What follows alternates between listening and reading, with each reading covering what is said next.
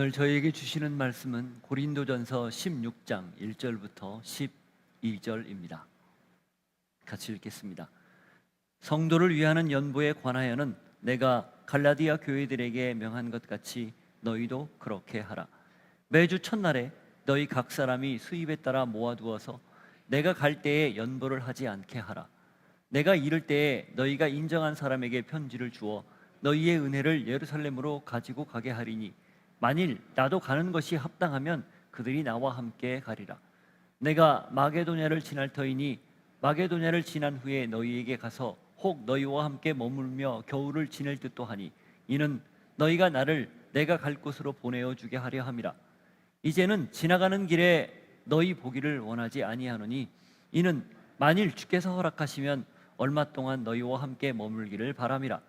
내가 오순절까지 에베소에 머물려 함은 내게 광대하고 유효한 문이 열렸으나 대적하는 자가 많음이라. 디모데가 이르거든 너희는 조심하여 그로 두려움이 없이 너희 가운데 있게 하라. 이는 그도 나와 같이 주의 일에 힘쓰는 자임이라. 그러므로 누구든지 그를 멸시하지 말고 평안히 보내어 내게로 오게 하라. 나는 그가 형제들과 함께 오기를 기다리노라. 형제 아볼로에 대하여는 그에게 형제들과 함께 너희에게 가라고 내가 많이 권하였으되 지금은 갈 뜻이 전혀 없으나 기회가 있으면 가리라. 바울의 사랑이 얼마나 놀랍게 배려로 나타났는지 오늘 말씀을 통해 저희가 읽고 듣고 보게 될 겁니다. 우리에게도 같은 마음 주시고 서로를 향한 하나님의 사랑, 그리고 그것이 겉으로 배어나는 배려, 이 모습 함께 우리의 삶에도 드러나기를 소망하는 시간이 되게 하옵소서. 예수 이름으로 기도하옵나이다. 아멘. 요즘 가장 흔하게 스마트폰을 열면 접할 수 있는 것들이 SNS입니다. 소셜 네트워크 서비스. 서로가 그전에는 만남을 통해서 관계를 맺었다면 지금은 이렇게 가상 공간을 통해서 많은 만남을 갖죠. 소셜 네트워크 서비스의 장점은 시간과 공간을 뛰어넘어서 과거로도 만남이 가능하고, 그리고 어느 공간에 있든지 많은 사람들을 만날 수 있는 그런 자리라는 점이 우리들에게 큰 매력으로 다가오죠. 이 SNS에 드러나고 있는 많은 게시물들, 많이 올리는 그 피드라고 이야기하는 그 게시물들의 특징이 뭘까요? 사실 전부 딱 하나입니다. 나입니다. 에고. 나를 주목해 달라는 얘기죠. 그래서 과장하기도 하고 혹은 부풀리기도 하고 없는 이야기를 지어내기도 하고 다른 이미지를 자기 이미지로 대체해서 사용을 합니다. 왜 그렇게 나를 주목하고 나에 대해서 많은 사람들이 좀 봐달라고 외치는 것일까요? 간단합니다. 그게 돈이 되기 때문에 그래요. 그리고 그것이 돈이 되면서부터 돈이 되고 동시에 자기 자신을 자꾸 드러낼 수 있는 기회이기 때문에 그렇습니다. 이건 다른 말로 이야기하면 이 맘모니즘, 배금주의라고 하죠. 금을 숭상하는, 그게 우리 안에 너무 자연스럽게 퍼져 있기 때문입니다.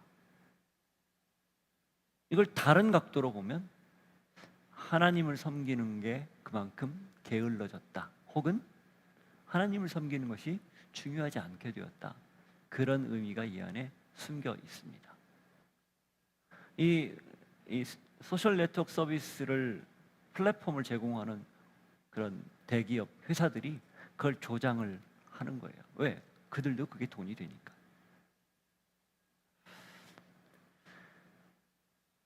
하나님을 외면하고 하나님에게 주목하지 않으면 또 어떤 현상이 벌어질까요?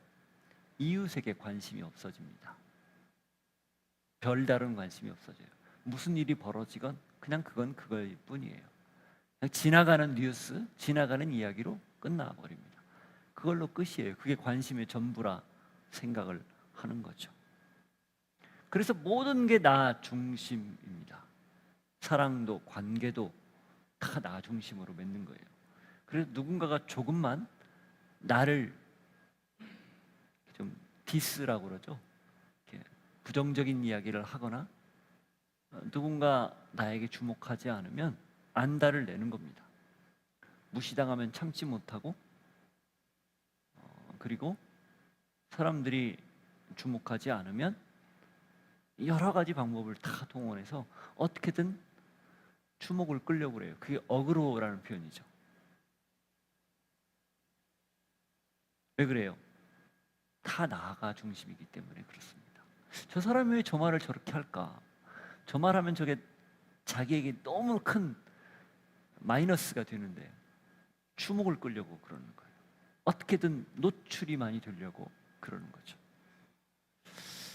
이게 대세이기 때문에 그런지 그리스도인들조차 아무 저항 없이 이런 세태에 편승합니다. 따라가는 거죠. 교회에 다니고 신앙하는 목적이 하나님도 이웃도 아니고 나예요. 그러니 내가 바라는 거 원하는 거 그게 눈에 펼쳐지지 않으면 이내 실망하거나 실족해서 슬며시 발을 빼버리는 거죠.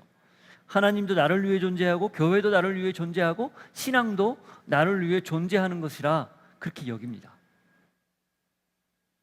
그러니 이게 충족되지 않으면 미련 없이 이 교회에서 저 교회로 떠나는 겁니다.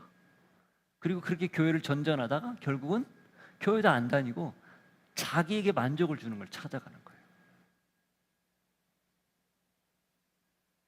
하나님의 사랑, 그 사랑은 언제나 우리를 먼저 배려하는 사랑이었습니다. 배려하기에 구원을 약속했고 그 구원을 이루었고 구원을 다시 완성하겠다고 다시 약속한 거죠. 이 배려, 하나님이 우리를 사랑해서 구원을 이룬 그리고 구원을 완성하겠다는 이 배려가 무엇보다 지금 우리에게 필요한 시점입니다. 배려라는 것은 내가 중심이 아니고 다른 사람이 중심이 되는 모습이기 때문에 그래요. 그리고 그 다른 사람이 중심이 되는 그 모습의 바탕에는 하나님을 내 삶의 중심에 두었다라는 그게 기본적으로 깔려 있기 때문에 그렇습니다. 하나님이 당신 중심으로 생각하지 않고 그의 피조물인 인간을 중심으로 생각해서 아들을 십자가에 죽이는 배려를 했듯 우리 역시 그런 태도, 모습이 필요하다는 거죠. 바울이 고린도 교회 여러 문제들에 답했습니다. 6장까지는 아주 급한 현안을, 그래서 분파 그리고 우상숭배, 분파 그리고 소송, 그 다음에 음란한 문제들, 이런 여러 문제들에 답했죠. 그리고 7장부터는 고린도 교회가 물어왔던 이야기를 했어요. 결혼 문제, 우상에게 바쳐진 재물, 그 다음 여러 가지 은사, 부활, 이런 얘기들을 했어요. 이제 부활을 끝으로 15장을 끝으로 주요 이야기는 다 마무리했습니다. 그리고 16장은 전체적으로 보면 마지막 결론이면서 인사말이에요. 특별히 16장 1절부터 12절까지는 그런데 여기에 마치 부록처럼 바울이 자기가 가지고 있었던 부탁사항을 고린도 교회에 이야기하면서 그 부탁 안에 자연스럽게 그 교회를 배려하는 마음을 내비칩니다. 크게 오늘 세 가지 정도를 이야기하는데 제일 먼저 모교회인 예루살렘 교회를 도울 걸 부탁을 해요. 두 번째로는 고린도 교회, 그 교회와 지금 바울이 편지를 쓰고 있는 에베소 교회에 관한 이야기를 하면서 어떻게 그 교회를 배려하는지 이야기를 합니다. 그리고 세 번째는 동역자인 디모데와 아볼로에 관한 이야기를 해요. 그런데 이 세 가지 이야기의 내용의 핵심이 전부 모두를 배려하는 마음이 그 안에 깔려 있습니다. 바울의 인격이 사실은 굉장히 자기 중심적이면서 열정을 가지고 유대교의 신봉자였고 그래서 그리스도인을 죽이려는 모습으로 나타났었죠. 그러나 그가 예수님을 만난 이후에 조금씩 조금씩 변화되고 성숙해져서 누구보다도 다른 사람을 지극히 배려하는 성숙한 인격으로 나타났다라는 것을 알 수 있는 겁니다. 그의 마음속에, 그의 삶에 그리스도의 신격을 닮은 인격이 드러나고 있다라, 이런 말이에요. 그래서 오늘 이 이야기를 함께 나누면서 우리 역시 나 중심에서 좀 벗어나서 이웃을 배려하고 상대를 배려하는 그런 마음으로 성숙한 인격을 가진 사람들로 잘 세워졌으면 좋겠다, 그런 마음이 있습니다. 고린도 교회 문제가 생겨서 시작한 글이죠. 그런데 이 글을 마무리하면서 그가 좀 하기 어려운 이야기를 선뜻 꺼냅니다. 예루살렘 교회에 관한 이야기죠. 1절 읽겠습니다.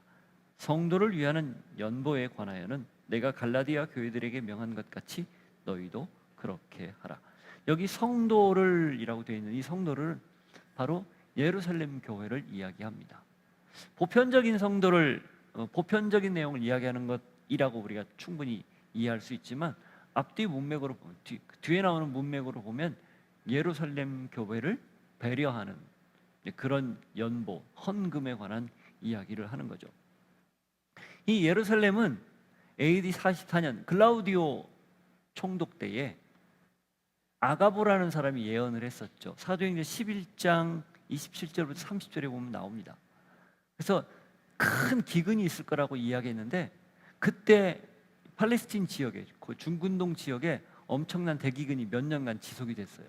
그것 때문에 예루살렘 교회가 어렵자 안디옥에서 같이 섬기고 있었던 바울과 바나바가 안디옥 교회의 헌금을 모아서 예루살렘 교회에 전달한 내용이 11장에 나옵니다. 근데 이 편지가 쓰여질 당시, 고린도 전서가 쓰여질 당시가 AD 한 55년경이거든요. 그럼 10년 정도 시간이 지났잖아요. 근데 44년부터 시작된 기근이 몇 년간 지속됐고 그 영향이 여전히 팔레스틴 지역에 남아 있었던 것으로 그렇게 추정할 수 있습니다. 그래서 예루살렘 교회가 많이 경제적으로 어려웠어요. 경기가 살아나지 않으니까 그 교회가 많이 어려웠었다는 것을 짐작할 수 있죠. 지금 그걸 염두에 두고 그 교회를 돕자, 이렇게 말을 하는 겁니다. 그런데 여기에 갈라디아 교회들에게 명한 것 같이 그렇게 하라 해서 이 갈라디아 교회에 명한 게 뭘까요? 사실 갈라디아서를 보면 이 헌금에 관한 구체적 내용이 나오지 않아요. 어떻게 하라, 지침이 없는데 아마도 구두로 했던 이야기 같아요. 갈라디아서에는 쓰지 않았지만 구두로 전했거나 아니면 글을 써 전한 것이 지금 우리에게 주어지지 않은 것일 뿐이죠.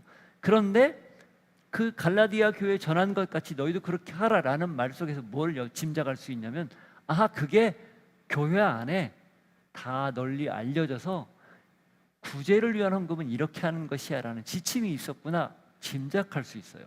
그 내용이, 추정할 수 있는 내용이 2절입니다. 2절 한번 보십시오. 매주 첫날에 너희 각 사람이 수입에 따라 모아두어서 내가 갈 때에 연보를 하지 않게 하라. 자, 이 짧은 구절에 어떤 지침이 있는가? 첫 번째, 매주 첫날 일정액을 모아두어라, 이렇게 얘기하는 거예요. 매주라는 것은 여기 주일날을 뜻합니다. 주일날 너희들이 일정액을 모아두는데 뭐라고 얘기합니까? 각 사람이 수입에 따라, 이렇게 돼 있어요. 각 사람, 한 사람 한 사람이 수입에 따라.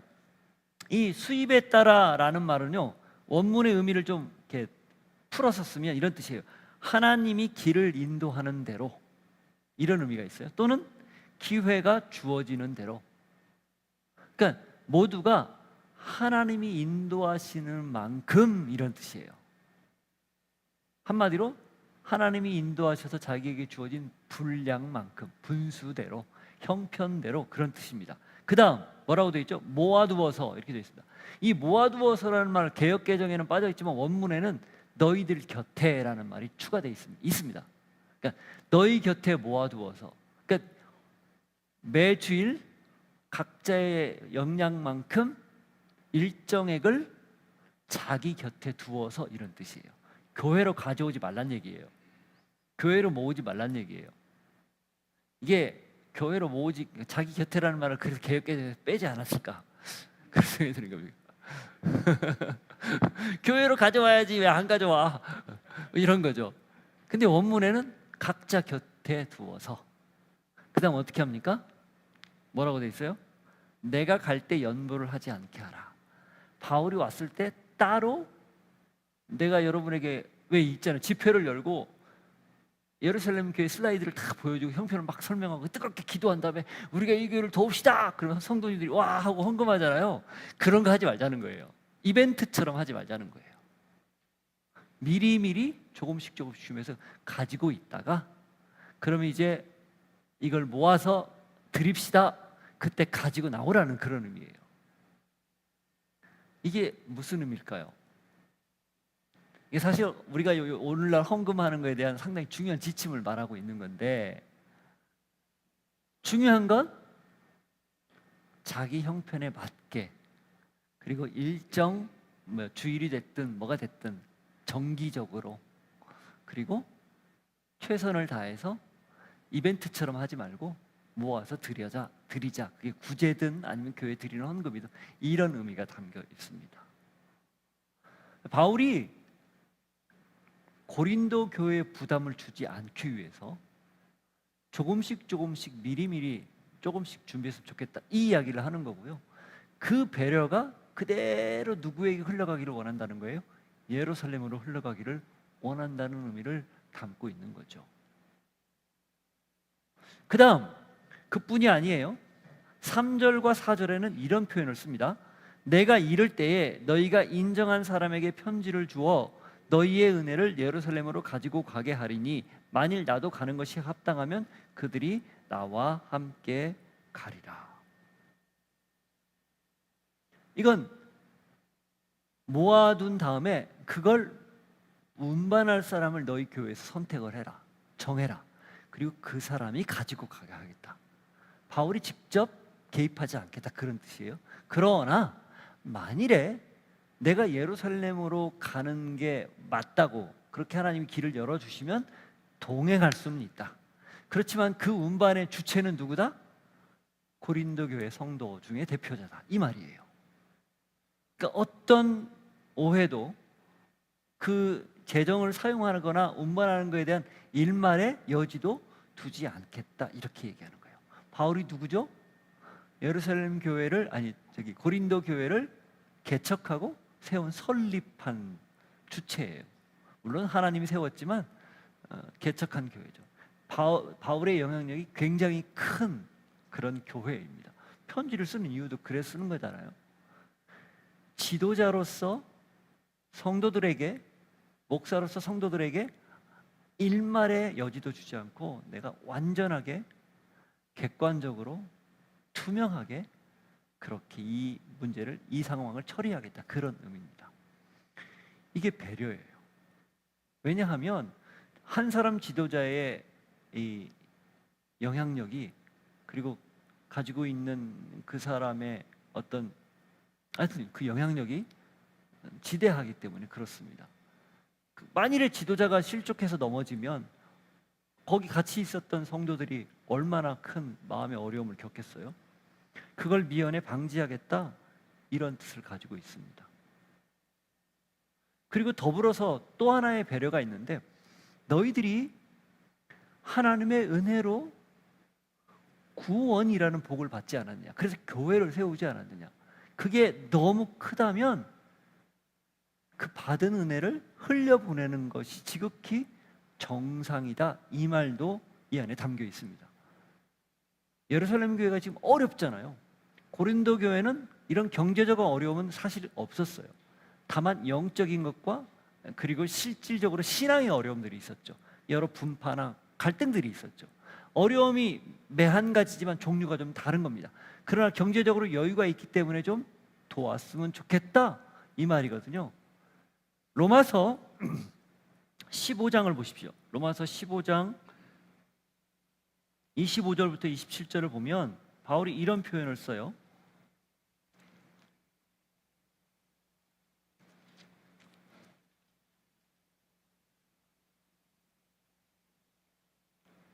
로마서 15장 25절부터 27절 같이 읽죠. 그러나 이제는 내가 성도를 섬기는 일로 예루살렘에 가노니 이는 마게도냐와 아가야 사람들이 예루살렘 성도 중 가난한 자들을 위하여 기쁘게 얼마를 연보하였습니다. 저희가 기뻐서 하였거니와 또한 저희는 그들에게 빚진 자니 만일 이방인들이 그들의 영적인 것을 나눠 가졌으면 육적인 것으로 그들을 섬기는 것이 마땅하니라. 이 로마서는 어디에서 쓰여졌을까요? 고린도에서 썼습니다. 바울이 3차 전도 여행을 마무리하면서 고린도에 지금 들리겠다고 고린도전서에 썼잖아요. 그게 에베소에서 쓴 거거든요. 에베소에서 고린도로 와서 고린도에서 로마서를 썼어요. 지금 겨울을 지내고 싶다고 뒤에 보면 나오잖아요. 그 겨울을 지내면서 로마에 가고 싶은 마음을 피력한 게 로마서예요. 그러면서 주옥 같은 글을 쓴 거죠. 근데 거기에 이 마지막 부분에 뭐라고 돼 있습니까? 내가 지금 성도를 섬기는 일로 예루살렘에 간다. 이게 이제 고린도 여행을 마치고 연보를 받아서 예루살렘으로 가겠다. 이 헌금을 가지고 지금 우리가 방금 읽었던 고린도전서 16장 내용, 그 내용과 이게 일치가 되는 거예요. 그런데 여기 뭐라고 이야기합니까? 기쁘게 얼마를 연보했다. 마게도냐 사람들이, 그러니까 고린도 지역 사람들이 기쁘게 했는데 이유가 뭐예요? 이 17절이 핵심이에요. 만일 이방인들이 그들의 영적인 것을 나눠 가졌으면, 이방인, 마게도냐 사람들, 헬라인들이 그들 예루살렘의 성도들의 영적인 것, 뭐예요? 신앙이죠, 믿음이죠. 그걸 나눠 받았으면 그 다음 뭐라고 얘기합니까? 육적인 것으로 그들을 섬기는 것이 마땅하다. 은혜를 받았기에 그 은혜를 겉으로 표현하는 것으로 드러내는 것, 이게 구제 헌금인데 그게 당연하다, 요 얘기예요. 자, 이거하고 맥이 지금 닿죠. 바울이 기본적으로 성도를 위해서, 특히 예루살렘 교회를 위해서 헌금을 부탁한 이유가 여기에 있습니다. 받았다면 매주일 각 사람의 분량에 따라 곁에 모아두어서 연보를 하고 그걸 기쁘게 드려라. 다 배려입니다.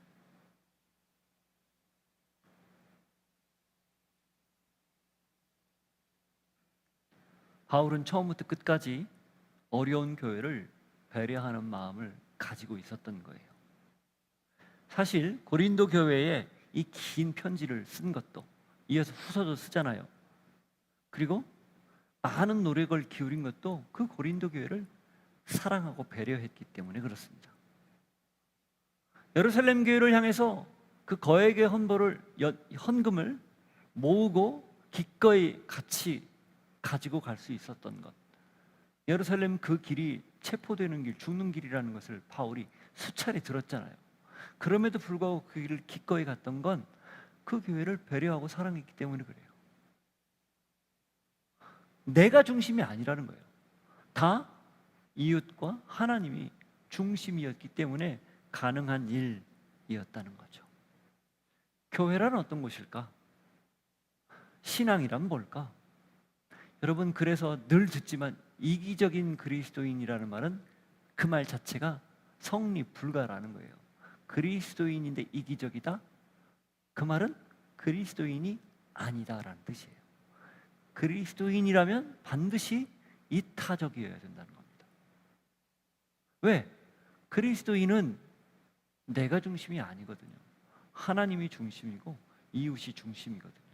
그래서 하나님 사랑, 이웃 사랑, 이 구약을 콱 축약하면 그렇게 두 핵심으로, 그리고 그걸 딱 축약하면 예수 딱 떨어지는 거잖아요. 다 사랑이잖아요. 그런데 어떻게 우리가 이기적일 수 있을까? 어떻게 나 중심일 수 있을까? 어떻게 세태를 따라서 여전히 우리도 나에게 그렇게 매몰되어 있을까? 심각한 겁니다. 병 중에 병이에요. 그러니 내가 건강한 그리스도인이라면 정말 나를 벗어났는지 그것만 딱 보면 됩니다. 그리고 건강한 교회라면 그 교회 형편이 어땠든 이웃을 섬기고 돌보는 것, 그게 건강한 교회예요. 넉넉할 때, 풍족할 때 섬길 수 있는가? 섬길 수 있죠. 그러나 부족해도, 연약해도 섬길 수 있을까? 그렇게 섬기는 것이 교회라는 겁니다. 형편이 좀 나아지면 잘 할게요, 안 하겠다는 뜻이에요. 그냥 주어졌을 때 최선을 다해서 그렇게 섬기는 것, 그게 배려하는 하나님 중심의 그리스도인이라는 것을 꼭 기억할 수 있기를 바랍니다. 그렇게 헌금 이야기를 마친 바울이 이제는 고린도 교회 방문 계획을 설명합니다. 밝히죠. 5절, 7절. 내가 마게도냐를 지날 터이니 마게도냐를 지난 후에 너희에게 가서 혹 너희와 함께 머물며 겨울을 지낼 듯도 하니 이는 너희가 나를 내가 갈 곳으로 보내어 주게 하려 함이라. 이제는 지나는 길에 너희 보기를 원하지 아니하노니 이는 만일 주께서 허락하시면 얼마 동안 너희와 함께 머물기를 바람이라.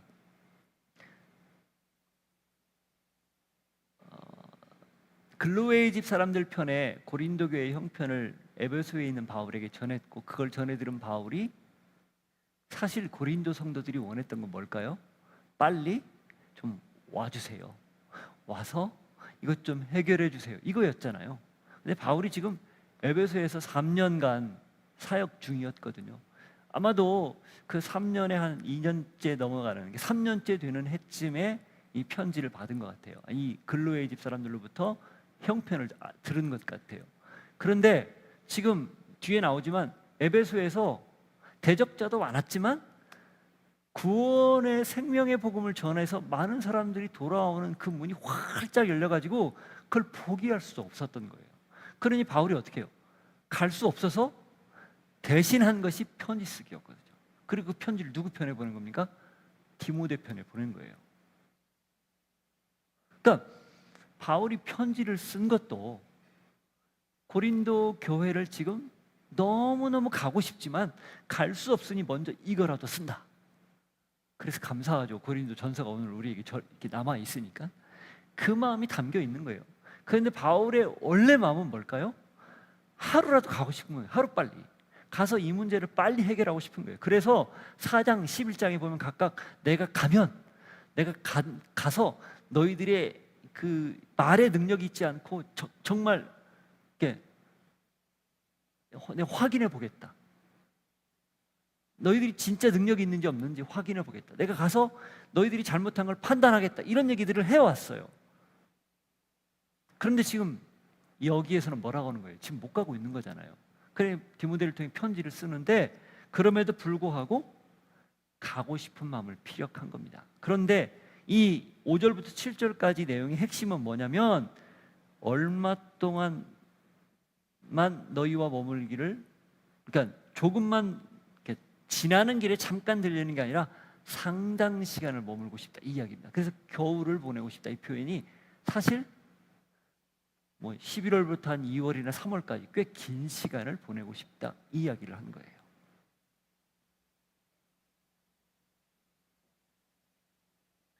왜 그래요?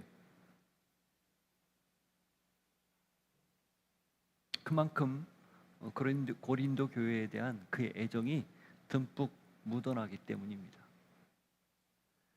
업적을 중요시하고 성과를 중요시하면 내가 세운 교회 개수에만 관심이 가요. 그러나 거기에서 정말 생명이 살아나고 사람이 변화되는 거, 그리고 거기 안에 있었던 문제들이 하나하나 해결되기를 원하면요, 개수는 중요하지 않아요. 그 안에 있는 사람들이 얼마나 잘 성숙하고 있는지, 잘 자라고 있는지, 건강한지에 관심이 많습니다. 그게 사랑이고 배려 아니겠습니까? 바울이 고린도 교회에 여전히 마음을 쓰고 있다는 것을 여실히 보여주는 그런 표현이에요. 너무 할 일이 많으니까 그냥 형식적으로 툭툭툭툭 치고 악수하듯 막 지나가는 게 아니라 한 사람 한 사람 마치 한 땀 한 땀 짓듯 그렇게 세심하게 배려하고 세심하게 관심을 갖는 모습, 그게 이 안에 담겨 있는 거죠.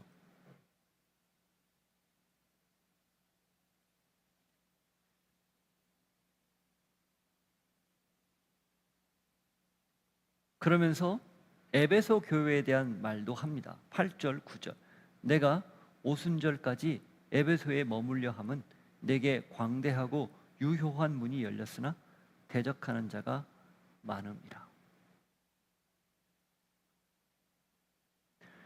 오순절까지 대략 요즘으로 치면은 한 4, 5월 정도 되는 거예요. 근데 거기 그 시간까지 에베소에 머물려 있다. 그래서 채운 기간이 대략 한 3년 정도로 보는 거예요. 바울이 에베소에서 두란노 서원을 세우고 3년간 사역했죠. 바울의 전도 여행 기간 중에 가장 오래 머문 곳입니다. 두 번째 오래 머문 곳이 고린도예요. 1년 6개월인가요? 근데 그 에베소에 대적자들이 많았습니다. 사도행전 19장에 보면 소요 사태가 일어날 정도로, 엄청난 소요 사태가 일어날 정도로 대적자들이 많았어요. 바울 때문에 그 에베소에서 성행하던 마술책이나 우상숭배들이 막 근절되니까 그걸 빌미로, 그걸 바탕으로 먹고 살았던 사람들이 들고 일어나서 저자를 없애야 된다 해서 소요 사태가 일어났었거든요. 그래서 대적자들도 많았는데 광대하고 유효한 문, 그러니까 활짝 열린 구원의 문을 내가 봤기 때문에 여기도 포기할 수 없다. 그래서 이 사람들을 최대한 섬기고 내가 가고 싶다. 그러면서 이제 겨울을 너희 거기 고린도에 가서 겨울을 보내고 싶다. 이 이야기를 한 거예요. 그리고 그 다음 6월절 오순절까지 이제 예루살렘으로 올라가는 거죠. 그 1년여 시간이 있는 거죠. 자, 여기에서 바울은 역시 에베소 교회 역시 배려하는 그런 모습을 보여줍니다. 그러니까 바울에게는 이 교회가 중요하고 저 교회는 덜 중요하고 이게 없었던 거예요. 예루살렘 교회든 고린도 교회든 에베소 교회든, 그리고 그가 지나가면서 세웠던 어느 교회든 다 소중한 겁니다. 빌립보든 안디옥이든. 그러니까 그들을 하나하나 똑같이 동등하게 배려하면서 산 거죠. 일관적으로 같은 모습으로 살았다는 것을 알 수 있습니다. 하나님의 사랑에 근거해서 그 사랑으로 누구도 소외되지 않게 그렇게 섬겼다는 걸 알 수 있는 거죠. 우리의 사랑은 굉장히 편협, 그리고 굉장히 뭐라고 그러죠? 누구는 좀 더 사랑하고 좀 덜 사랑하는 편애, 이런 모습이 많습니다. 그러나 성숙한 인격을 가졌다면 누구나 똑같은 마음으로, 한결같은 마음으로 그렇게 사랑하는 것, 그것이 건강하다는 것을 알려주는 거죠. 자, 이어서 바울이 마지막으로 동역자들에 대해서 이야기를 해요. 10절 11절 보시죠. 디모데가 이르거든 너희는 조심하여 그로 두려움이 없이 너희 가운데 있게 하라. 이는 그도 나와 같이 주의 일을 힘쓰는 자임이라. 그러므로 누구든지 그를 멸시하지 말고 평안히 보내어 내게로 오게 하라. 나는 그가 형제들과 함께 오기를 기다리노라. 이 편지를 들고 가는 디모데의 편에 이 디모데에 관한 이야기를 마지막 기록을 한 거예요. 사도행전 19장 21절 22절을 보면 이런 내용이 나옵니다.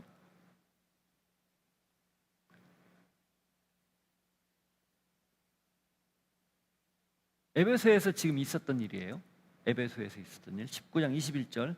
이 일이 있은 후에 바울이 마게도냐와 아가야를 거쳐 예루살렘에 가기로 작정하여 이르되 내가 거기 갔다가 후에 로마도 보아야 하리라 하고 자기를 돕는 사람 중에서 디모데와 에라스도 두 사람을 마게도냐로 보내고 자기는 아시아에 얼마 동안 더 있으니라. 이게 무슨 내용인지 아시겠습니까? 에베소에서 사역을 하고 있는데 바울이 마게도냐를 거쳐서 예루살렘으로 갔다가 로마도 가고 싶다, 그 비전을 가진 거예요. 그런데 에베소에서 질문을 해왔고, 그 고린도에서 질문을 해왔고 그것 때문에 아직 갈 형편이 안 되니 디모데와 에라스도 두 사람을 어디로 보냈다고요? 마게도냐로 보냈다. 이 마게도냐가 고린도 지역이에요. 거기로 보냈다. 그리고 바울은 얼마 동안 더 에베소에 머물렀다, 이 얘기예요.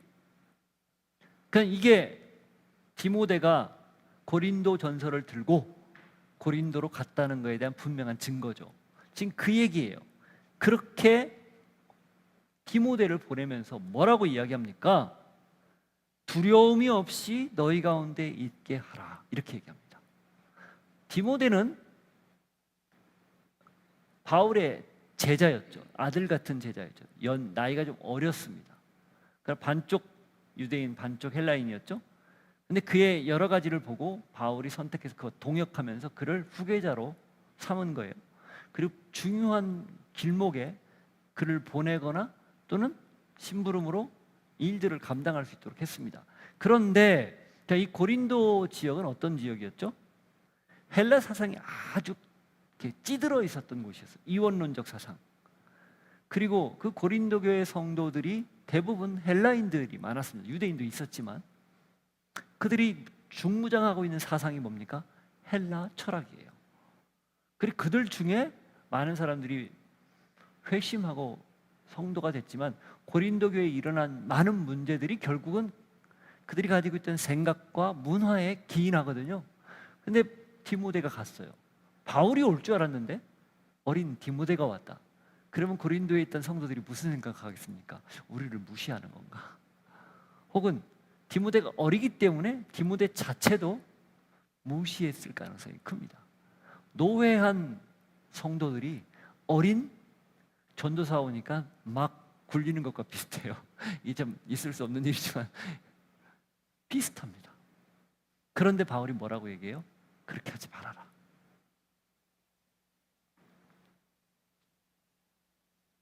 그러면서 뭐라고 썼냐? 그도 나와 같이 주의 일에 힘쓰는 자다. 나와 함께 주의 일에 힘쓰는 자, 최선을 다해 섬기는 자. 그러니 거기에 걸맞은 대우를 해달라. 그래서 그를 멸시하지 말고 평안히 나에게 돌려보내라. 당부합니다. 혹시라도 있을 수 있는 일을 대비해서 미리 언지를 주는 거예요. 그냥 심부름만 보내지 않았다는 겁니다.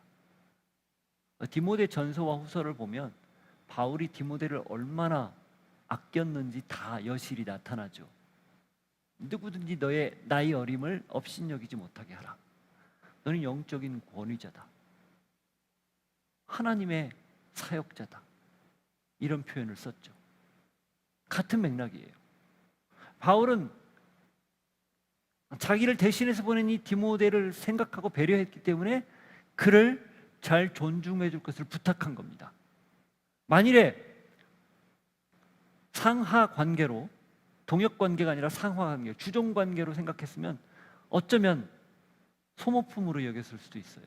자기 부하들을 발판 삼아서 자기 출세의 길, 출세의 도구로 쓰는 사람들이 얼마나 많아요. 우리의 가슴을 답답하게 하는 경우들이 그런 경우잖아요. 책임을 져야 할 사람이 책임 안 지고 밑에 있는 하급 부하들에게 책임을 떠넘기는 행태들, 그게 우리가 볼 때 답답한 거잖아요. 바울에게는 그런 모습이 전혀 나타나지 않습니다. 이게 건강한 동역관계고 사람을 배려하는 모습이라는 거예요. 여러분, 사람은 절대 도구가 아니에요. 사람은 같이 함께 같은 곳을 바라보며 발맞춰 나가는 파트너지 도구가 아닙니다. 이게 그리스도인들이 대인관계 그리고 관계를 맺을 때 필요한 굉장히 중요한 원칙 중에 하나입니다. 자, 아볼로는 어떻습니까? 12절 형제 아볼로에 대하여는 그에게 형제들과 함께 너희에게 가라고 내가 많이 권하였으되 지금은 갈 뜻이 전혀 없으냐? 기회가 있으면 가리라. 아볼로가 누구죠? 고린도 출신이에요. 그러니까 물론 알렉산드리아 출신이지만 고린도에서 사역을 했고, 그가 어느 정도로 영향력이 있었냐면 고린도의 한 분파를 형성할 정도로 큰 영향력이 있었어요. 근데 그가 고린도에서 에베소로 지금 와 있었죠. 에베소에서 바울을 만나 바울과 함께 에베소 교회를 섬기는 중입니다. 그런데 편지를 받아보니까 고린도에 아볼로파가 있는 것을 알게 된 거예요. 그의 영향력이 남아있다는 걸 알게 된 거죠. 그럼에도 불구하고 바울이 그를 고린도로 가라고 여러 번 권면한 겁니다. 가서 제발 잘 좀 그들을 다독여서 이 문제를 좀 도와주십시오. 해결해 주십시오. 이런 권면을 한 건데 아볼로가 한사코 고사한 거예요. 안 가겠다고. 지금은 안 가겠다고 얘기한 거죠. 아볼로도 여러 가지로 성숙한 걸 볼 수 있습니다. 가면 자기를 좋아하고 자기를 호응했던 사람들이 얼마나 자기를 떠받들며 있겠어요. 그렇지만 가면 그게 더 큰 문제가 될 거라는 걸 아볼로가 안 거예요. 그럼 바울은 몰랐을까요? 알았죠. 그럼에도 불구하고 아볼로를 보내려고 했다는 거예요. 여러분 같으면 보내는 게 좋습니까? 아, 잠깐만 기다리세요. 이 문제 해결하면 가시죠. 이렇게 하겠습니까? 후자죠. 근데 바울은 보내려고 했어요. 왜 그랬을까요? 아볼로를 믿었기 때문입니다. 아볼로가 가서 그 문제를 더 증폭시킬 거라고 생각 안 했기 때문이에요.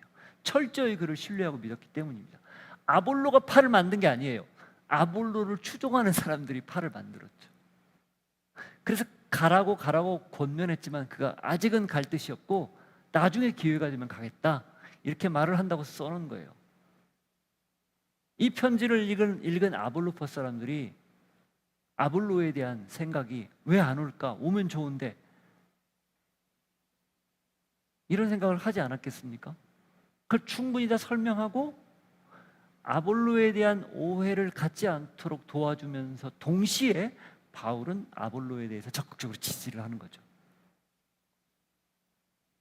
어쩌면 사상적으로 영향력에서 서로 비등비등한 상태에서 헤게모니 싸움을 할 수도 있는 상황이지만 바울은 전혀 그렇지 않았다는 거죠. 훌륭한 인격을 가진 사람은 자기의 경쟁자를 경쟁자로 보지 않습니다. 경쟁자라는 생각조차도 안 하는 거예요. 그냥 동역자라고만 생각하는 겁니다. 하나님 나라를 위해서 똑같이 발맞춰 걸어가는 사람으로 생각하는 거예요. 그 이상도 그 이하도 아니에요. 교회에서 일어나는 많은 분란, 특별히 사역자들 안에 많은 분란이 결국 이 문제 때문이거든요. 누구는 조금 설교를 잘하고 누구는 좀 덜 잘하지 못하고, 그래서 그 사이에서 서로 나름대로 주도권 싸움을 하는 거죠. 참 안타까운 일이에요. 담임 목사가 새로운 부교역자보다 설교를 못한다고 해서 성도들이 자꾸 부교역자에게 마음이 가니까 부교역자를 쫓아내버리는 거예요. 이런 경우들이 조금 있습니다. 많지는 않지만. 빙그레 웃는 분들은 경험이 있는 분들인가요? 진짜 그래요. 이게 얼마나 치졸해요. 그러니까 결국 다 내 중심이기 때문에 그렇습니다. 이 교회 내가 세웠거든요. 이 교회 내가 주도적으로 지금까지 섬겼거든요. 그런데 굴러들어온 돌이 박힌 돌을 뽑아낼 정도로 강력해요? 못 견딘다는 거죠. 하나님 나라를 보지 않고 하나님의 교회를 보지 않고 다 자기 생각하기 때문이에요. 마찬가지예요. 어느 조직이든 어디에서 관계를 맺든 이런 마음으로 살면 비슷한 일들이 계속해서 벌어집니다. 그러니 그 안에 뭐가 있어요? 갈등만 생기는 거예요. 관계에 어려움만 생기는 겁니다. 성숙하지 못한 거죠. 좀 손해보면 어떻습니까? 좀 사람들이 좀 낮게 평가하면 어떻습니까? 그냥 내가 하나님 앞에 온전하고 건강하게 바르게 살고 있다면 그것으로 다 아니겠습니까? 교회를 세심하게 배려하는 바울의 인격, 그리고 한 사람 한 사람 자기 동역자들을 아주 깍듯이 존중하고 같이 같은 일을 하는 사람으로 대우하는 바울의 인격, 그게 어느 때보다 지금 그리스도인인 우리에게 필요합니다. 특별히 이기적인 세태에. 이 이기적인 걸 결국 깨트릴 수 있는 방법, 다른 방법이 없습니다. 그냥 사랑으로 섬기는 것 빼고는 없습니다. 작아 보이죠? 미약해 보이죠? 별로 영향력 없어 보입니다. 그러나 그게 진짜 강력한 능력이고 가장 확실한 영향력이라는 거 꼭 기억할 수 있는 여러분 되기를 바랍니다. 배려하는 인격, 그게 하나님의 신격이라는 거 꼭 기억하시고 그런 모습이 여러분 안에 있기를 축복합니다. 지금은 예수 그리스도의 은혜와 하나님 아버지의 사랑과 성령님의 교통하심이 모두를 배려하는 성숙한 인격을 가진 사람, 하나님을 닮은 사람, 그런 사람으로 오늘도 나를 벗어나 이웃을 섬기고 하나님을 섬기며 살겠습니다 결단하고 고백하는 주의 백성들 머리 위에, 저들의 삶의 자리 위에 이제로부터 영원토록 함께 하시기를 간절히 축원하옵나이다. 아멘.